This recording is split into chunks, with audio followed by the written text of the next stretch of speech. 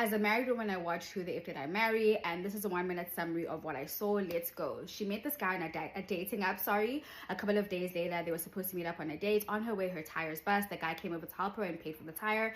The guy had lied and said that he recently moved to Atlanta from San Diego because he had gone through a divorce. He said that he was looking for a house. 2 weeks later, they moved into her house. Red flag number one. But she obviously ignored it, understandable, because the guy was paying for all of the bills. A couple of months later, the girl fell pregnant, and when she was about 9 months pregnant, she had, well, a miscarriage of some sort. They couldn't find the baby's heartbeat. She had to go to the hospital and get the baby's remains removed.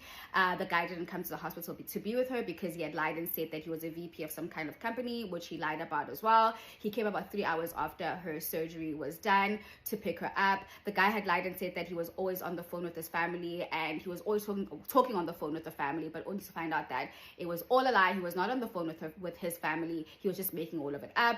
The guy had lied to her and said that he was going to find a house with her. They would find realtors, only to find out that the guy didn't have the money that he claimed to have, and it was just all a lie. They were wasting the realtors' money, and he had no money. He had lied and said to her that he was going to get her a BMW. He didn't have the money for the BMW. He lied to her and said that he was going to take her on trips overseas. It was all, basically, he just lied about everything that he was saying to her was just a lie. Yeah, and I think that by the end, then she ended up finding out that the guy had actually been to prison, and the reason why he was working part-time as a forklift driver, and he had lied and said that he was a VP of some company. So yeah, he would always call her while he was at work and lie to her and say that, like, I think there's like some construction happening at his work, and he was always on site, only to obviously find out that he actually was at work, but he wasn't a VP.